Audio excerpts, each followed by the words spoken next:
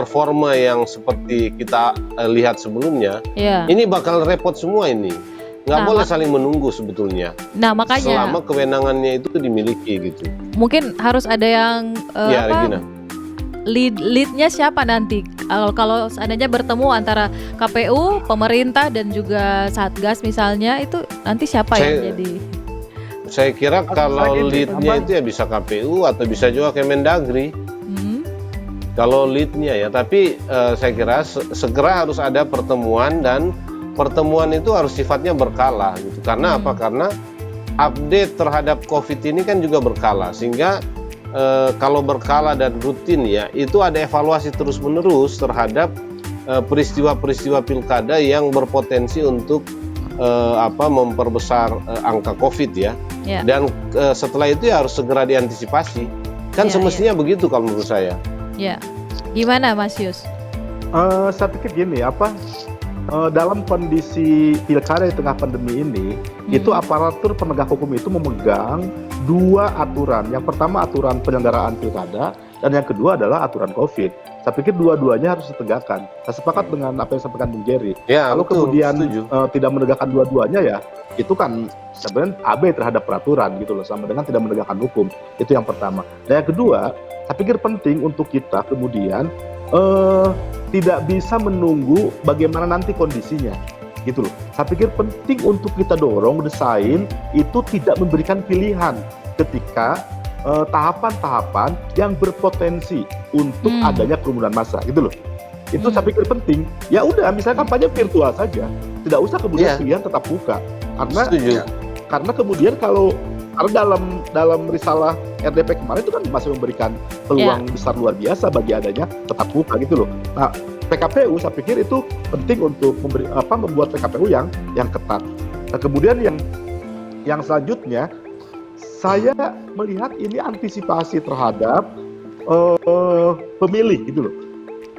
Antisipasi terhadap pemilih, baik yang kemudian mempunyai perspektif macam-macam terhadap pilkada di tengah pandemi ini, agar memang minimal pada aspek partisipasi pemilih, kualitas pilkada tetap terjaga, gitu loh. Jangan sampai kemudian ketika pemilih itu terganggu kenyamanan, terganggu keamanan, terganggu kesehatan, pada akhirnya kemudian memilih boikot misalnya untuk tidak ikut di pilkada, apapun perspektifnya. Tapi ini penting untuk diantisipasi oleh semua pihak, karena ini bukan hanya tanggung jawab KPU, tapi juga tanggung jawab semua pihak. Saya pikir itu Jerry dan Bro Agus. Yang jadi pendorongnya siapa nanti? Pemerintah, Kemendagri dalam hal ini, atau siapa? Nah, kemarin kan kalau berbicara itu leading sektornya kan Komisi 2 dan Kemendagri. Saya pikir diintensifkan saja Komisi 2 dan Kemendagri polisinya itu diskusi. Diskusi dengan KPU, Bawaslu dan DKPP. Saya pikir kalau secara berkala bisa terupdate terus. Ya, gimana Pak Jar? Ada tambahan? Iya, yang terkait dengan memang kan tantangan kita paling besar, sebagaimana sudah kita duga sejak awal ya, ketika pandemi ini, soal partisipasi. Ini soal partisipasi. Nah, ada kecenderungan memang partisipasi menurun, apalagi dengan polemik tentang tunda dan lanjut ini ya. Ini kan ada sebagian masyarakat yang tetap merasa khawatir ya, kemudian merasa kecewa juga dengan keputusan tetap melanjutkan ini. Nah, tapi bagi saya justru ini tantangannya, gitu kan, tantangannya bagaimana sekarang membangun narasi-narasi gitu ya, melakukan kegiatan-kegiatan di tingkat grassroots masyarakat.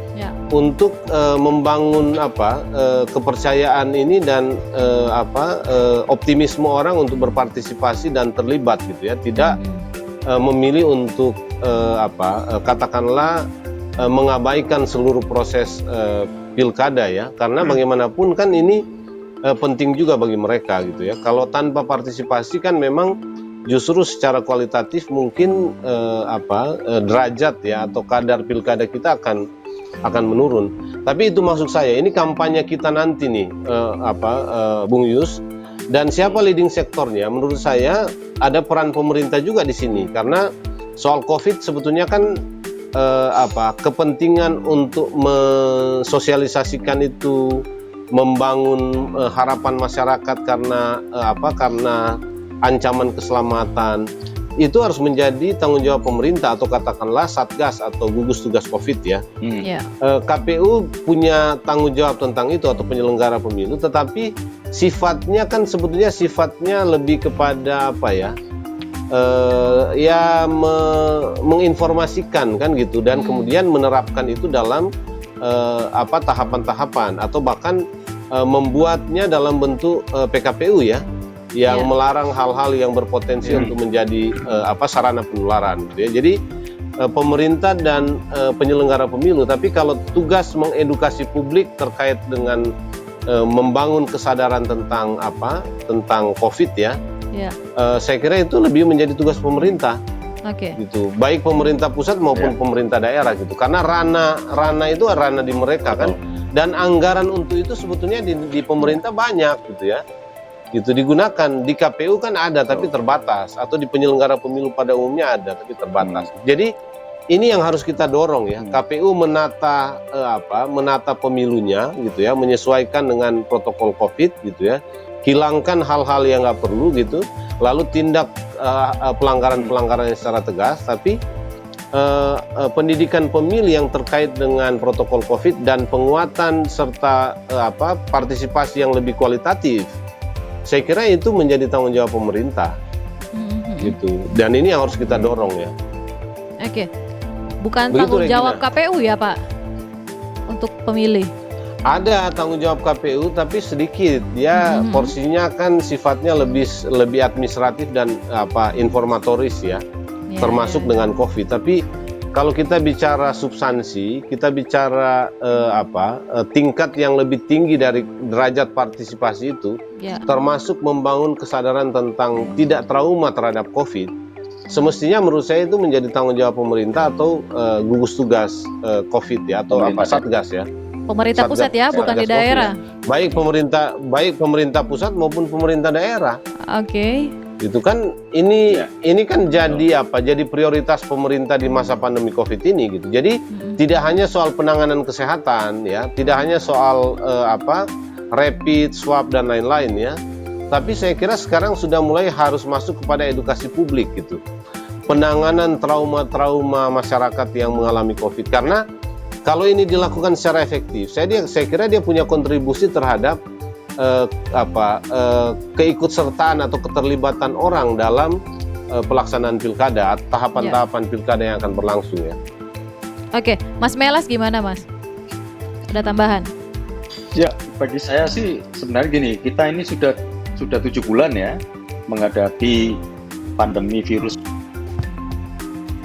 corona. Bukan hanya Indonesia yang tergagap-gagap, tetapi bagaimanapun juga 7 bulan ini sudah menyediakan waktu yang menurut saya cukup memadai untuk kita melakukan segala penyesuaian hidup kita. Fakta bahwa ada pilkada, tidak ada pilkada, kita masih hidup di tengah pandemi. Itu saja cara untuk mengurangi resiko penularan hanya dengan protokol kesehatan. Dan itu harus diterapkan di semua aspek kehidupan kita. Nah sekarang karena momentum yang kemudian dipersengketakan adalah pilkada, oleh karena itu kita harus bicara bagaimana protokol kesehatan itu diadopsi dan diterapkan secara ketat. Pertanyaannya, misalnya tiba-tiba ada kerumunan, tapi PKP mengatur itu dilarang. Bagaimana kemudian penegakan hukum dilakukan dalam konteks pilkada? Oleh karena itu yang harus segera diatur. Misalnya kerumunan dalam bentuk rapat umum, rapat terbatas, konser musik atau jenis-jenis lain metode kampanye yang kemudian dalam situasi normal itu diperbolehkan, itu kemudian bisa ditanggalkan. Karena begini, KPU jangan khawatir, KPU kemudian tidak punya presiden dalam menerapkan peraturannya di tingkat peraturan pelaksana. Karena begini, kalau kita masih ingat untuk pemilu legislatif, PKPU-nya mengatur bahwa narapidana mantan koruptor itu hanya diatur di PKPU. Padahal itu harusnya pengaturannya di undang-undang. Itu terjadi kok. Jadi artinya kalaupun PKPU sekarang mengatur bahwa metode kampanye ini dalam situasi normal oke, tapi dalam situasi tidak normal maka ditangguhkan sementara, dan itu berlaku secara keseluruhan, tidak diskriminatif. Kalau yang PKPU masalah koruptor yang narapidana koruptor kan hanya berlaku untuk satu jenis kejahatan saja.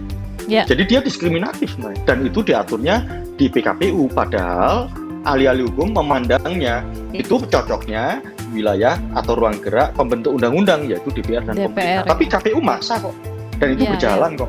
Oke, berarti untuk kali ini situasi seperti ini ditunggu ketegasan KPU begitu ya, Mas Melas?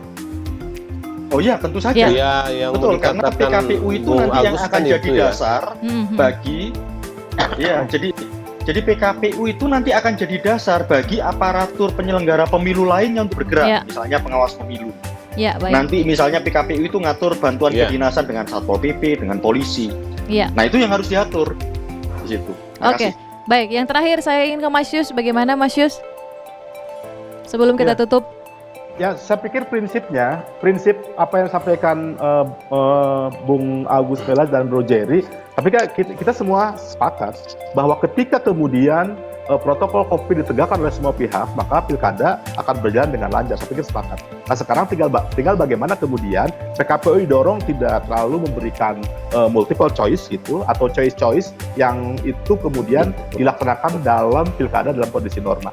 Dan yang kedua, saya pikir perkuat kemudian bagaimana dorong pengawasan Bawaslu, karena memang ketika pandemi, pelanggaran pandemi pun masuk ke dalam pilkada, maka itu juga bukan hanya kewenangan pemerintah, tapi juga kewenangan Bawaslu, kan gitu kira-kira. Nah, maka hari ini kemudian saya melihat juga Bawaslu juga tidak begitu kuat pengawasannya ketika kemudian kita hubungkan dengan kondisi pandemi ini. Nah, kemudian yang terakhir, kita dorong juga bahwa seluruh persidangan sengketa apapun juga itu virtual gitu loh. Karena memang tidak sedikit juga ini juga menimbulkan kerumunan baik itu simpatisan maupun masyarakat. Dan yang terakhir kemudian ada evaluasi berkala kan gitu. Entah itu mingguan, bulanan, stakeholder penyelenggara pemilu, agar memang setiap masalah segera diketahui dan tidak multitafsir. Itu saya pikir. Oke, baik. Sampai di sini dulu ya perjumpaan kita karena waktu kita sangat terbatas ini ya. Terima kasih banyak. Jadi sekali lagi tetap terima ditunggu. kasih ya. Terima kasih Regina. Iya, sekali lagi ditunggu ketegasan KPU dan juga bahkan Bawaslu ya untuk menegakkan aturan dan juga mengatur sanksi-sanksi jika ada terjadi pelanggaran protokol kesehatan. Dan tentunya untuk kita semua, seluruh masyarakat, kita juga harus tetap disiplin menjalankan protokol kesehatan demi terwujudnya pilkada yang sehat. Oke, saya Regina akan pamit undur diri. Terima kasih banyak untuk para narasumber saya yang sudah terhubung, Pak Jerry, Mas Agus, dan juga Mas Yus ya. Ya, terima kasih. Oke. Kawanua TV, Torong PTV, sampai jumpa. Terima kasih, Bung Agus.